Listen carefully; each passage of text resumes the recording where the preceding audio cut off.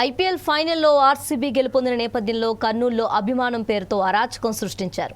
విజయోత్సవాల పేరిట కొందరు యువకులు గుంపులుగా తిరుగుతూ రహదారి పక్కన డివైడర్లపై ఉండే ప్రకటన బోర్డులు, ట్రాఫిక్ బారిగేట్లను బండరాళ్లతో పగలగొట్టారు.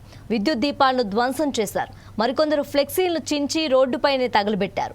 ఆ సమయంలో హైదరాబాద్ వెళ్తున్న ఆత్మకూరు డిపోకు చెందిన 2 ఆర్టీసీ బస్సులను అడ్డుకొని అద్దాలను ధ్వంసం చేశారు. మరో 3 ప్రైవేట్ బస్సులపైన రాళ్లు రువ్వారు. కొందరు బస్సులపైకెక్కే ప్రయత్నం చేయడంతో ప్రయాణికులు తీవ్ర భయాందోళనకు గురయ్యారు. పోలీసులు పరిస్థితిని అదుపు చేసేందుకు లాఠీచార్జ్ చేశారు. అనంతరం వారు బస్సులకు రక్షణగా ఉండి పంపించడంతో ప్రయాణికులు ఊపిరి పీల్చుకున్నారు. అదోని, ఆళ్లగడ్డలోనూ కొందరు రెచ్చిపోయారు. ఈ విధ్వంసానికి సంబంధించిన సీసీటీవీ ఫుటేజ్లు, సోషల్ మీడియాలోని దృశ్యాల ఆధారంగా విధ్వంసానికి పాల్పడిన వారిని కర్నూలు పోలీసులు గుర్తించారు. 18 మందిని అరెస్ట్ చేశారు. నిందితుల్లో బెయిల్దారులు, ఇతరాతర పనులు చేసుకునే కూలీలు, ఒక రౌడీ షీటర్ ఉండగా 3 బీటెక్ విద్యార్థులున్నారు. నిందితుల్ని పోలీస్ స్టేషన్ నుంచి ప్రధాన రహదారిపై నడిపించుకుంటూ కోర్టుకు తీసుకెళ్లారు. కోర్టు ఆదేశాల మేరకు నిందితులకు నోటీసులు ఇచ్చి పంపారు. ప్రజా ఆస్తులు, ప్రభుత్వ ఆస్తులు, ప్రైవేట్ ఆస్తుల ధ్వంసానికి పాల్పడే వారిని ఎట్టి పరిస్థితుల్లోనూ ఉపేక్షించబోమని పోలీసులు స్పష్టం చేశారు.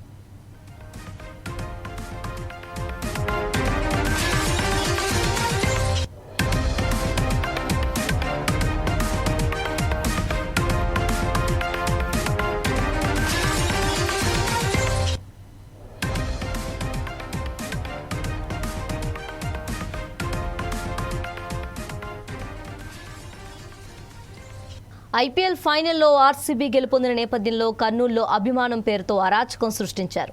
విజయోత్సవాల పేరిట కొందరు యువకులు గుంపులుగా తిరుగుతూ రహదారి పక్కన డివైడర్లపై ఉండే ప్రకటన బోర్డులు, ట్రాఫిక్ బారిగేట్లను బండరాళ్లతో పగలగొట్టారు. విద్యుత్ దీపాలను ధ్వంసం చేశారు. మరికొందరు ఫ్లెక్సీలను చించి రోడ్డుపైనే తగలబెట్టారు. ఆ సమయంలో హైదరాబాద్ వెళ్తున్న ఆత్మకూరు డిపోకు చెందిన 2 ఆర్టీసీ బస్సులను అడ్డుకొని అద్దాలను ధ్వంసం చేశారు. మరో 3 ప్రైవేట్ బస్సులపైన రాళ్లు రువ్వారు. కొందరు బస్సులపైకెక్కే ప్రయత్నం చేయడంతో ప్రయాణికులు తీవ్ర భయాందోళనకు గురయ్యారు. పోలీసులు పరిస్థితిని అదుపు చేసేందుకు లాఠీచార్జ్ చేశారు. అనంతరం వారు బస్సులకు రక్షణగా ఉండి పంపించడంతో ప్రయాణికులు ఊపిరి పీల్చుకున్నారు. అదోని, ఆళ్లగడ్డలోనూ కొందరు రెచ్చిపోయారు. ఈ విధ్వంసానికి సంబంధించిన సీసీటీవీ ఫుటేజ్లు, సోషల్ మీడియాలోని దృశ్యాల ఆధారంగా విధ్వంసానికి పాల్పడిన వారిని కర్నూలు పోలీసులు గుర్తించారు. 18 మందిని అరెస్ట్ చేశారు. నిందితుల్లో బెయిల్దారులు, ఇతరాతర పనులు చేసుకునే కూలీలు, ఒక రౌడీ షీటర్ ఉండగా 3 బీటెక్ విద్యార్థులున్నారు.